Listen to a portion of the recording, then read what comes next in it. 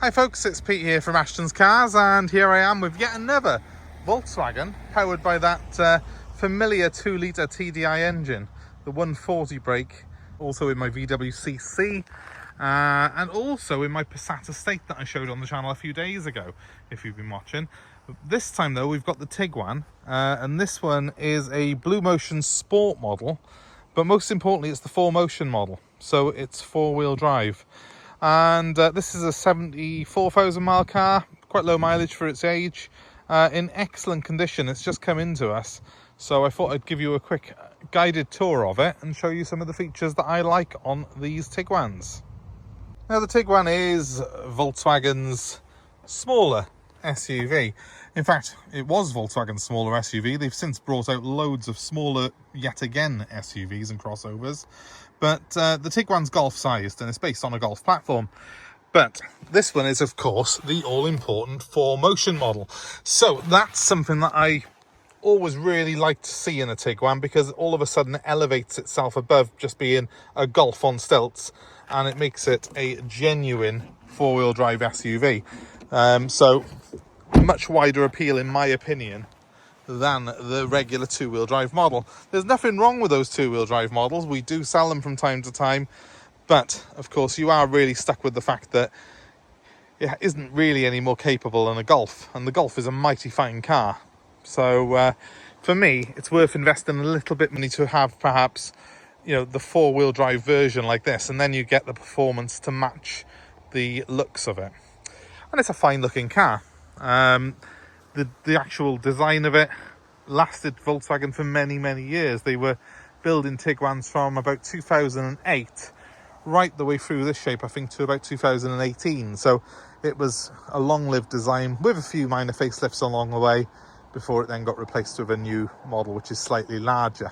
But this has got the spec that I would personally go for in one of these. It's the sport spec, so it looks a little bit more attractive than the regular one, and it's got a really clean, tidy interior with Alcantara trim. Overall, it's a very appealing car, and it does appeal to people on a lot of levels. It's small enough to be easy to park, big enough that it's good enough for all the family, and when it's got sport trim like this, you do get the sort of nicer looking alloy wheels on it, the roof bars, and it's quite a sexy looking thing. But one of the reasons that I really like these cars, and probably one of the main reasons why I'm particularly fond of this model, is the engine. The 2-litre TDI engine that VW put in these was an absolute belter, and so much nicer than the 1.6. Just avoid the 1.6 TDI in a Tiguan if you really want longevity. The 2 litre is a much stronger engine. And that's the one that I always try to buy. So with BLUEMOTION tech, it is pretty cheap to run as well. It's not cheap tax, it's actually $215 a year for this particular car currently, but it is still capable of 50 miles per gallon, and that, bear in mind, is a 4-wheel drive SUV, so that's really good going. Let me also show you this particular one. One of the reasons I've bought it is the previous owner of this car has serviced meticulously this vehicle, because he worked at a HGV garage, so he got all the parts through work. Now the problem is he hasn't actually kept a record of his servicing, because he's done it himself using parts that he's bought on his work account somehow, but he has left me a full service kit in the back of it, so I'm quite grateful to him for that. And having driven the car, I can just tell it's been really well looked after, this particular car has. I would guess if he was buying it, if he was servicing it through work, if anything, it's been over-serviced. That tends to be the case with vehicles like that. So, as you can see, decent sized boot on it. Tray comes up by here to reveal a space-saving spare wheel. And when you fold those seats down, there's little flaps on the floor that go forward to give you a completely flat load area, which does make it very practical in the back. This particular one, as you can see, hasn't had a hard life. It looks very clean and tidy in there, which I'm pleased to see. And it's also got front and rear parking sensors, which are really quite handy in one of these. I mean, it's not the biggest of cars, but it is the kind of car that does get used a lot in urban areas, and I think that it does add to the overall appeal of it when you've got those sensors on it. Let's just show you the rear compartment. Now it's quite an impressive rear here, because it's actually got quite a lot of space under the seats for your legs to go, and it's also got little picnic trays that fold out. So for the size of the car, there's quite a lot of space and comfort in the back. You will note as well it has got the ventilation to the rear compartment as well, which you don't get in a lot of cars in this sort of range, so that's quite handy to have as well. We've got ISOFIX points in the back as well, which is very helpful. A lot of people go for those these days if they've got child seats. Alcantara seats never really show up on camera as well as they look in real life, so you'll excuse if they do look a bit like they're grubby. They're not, it's just that the pile, as you can see when I wipe it, it swishes from side to side, and it never quite looks as appealing as it is to the eye when you see it on film. Let's have a look up front though. More Alcantara, as you'd expect. Electric handbrake on these with auto hold function, which makes it very easy to do hill starts and pull off. It's got the 6-speed manual gearbox, which you get as standard when you've got the 140 brake 2-litre TDI. You can also get the DSG automatic in these. I do slightly favour the manuals, but that's just purely down to longevity. However, what you do need to be aware of in the manuals is to ensure that you've got no rattles coming from the dual mass flywheel. And you check that by depressing the clutch when you've got it idling. Listen out for rattles as you come back up on the clutch as you depress it. If it's rattling, you know, that can be a £1,000 job. Obviously, this particular car, very, very good order, and we've checked that already. Mileage currently is, I apologise, not 74, it's 77,000 miles, but nevertheless that is very, very low for a 13-year-old car. What I'll do is I'll just jump in behind the wheel, I think, and show you how everything works. So here we are, behind the wheel of our Tiguan. It's a very comfortable car. The 3-spoke lever wheel feels nice in your hands. It's got a real sort of tactile feel, really, because it's nice and chunky, but not too chunky. Not as chunky as the BMWs, which are just over the top. Let's start it up, shall we? We've got a normal conventional key. I've got 2 keys for this particular car. Let's just zoom in a second so you can see the mileage, 77,319. And we'll start her up. Nice smooth idle. It's what you want on one of these. Always listen out for an uneven idle. That can be injector wear, that can get expensive.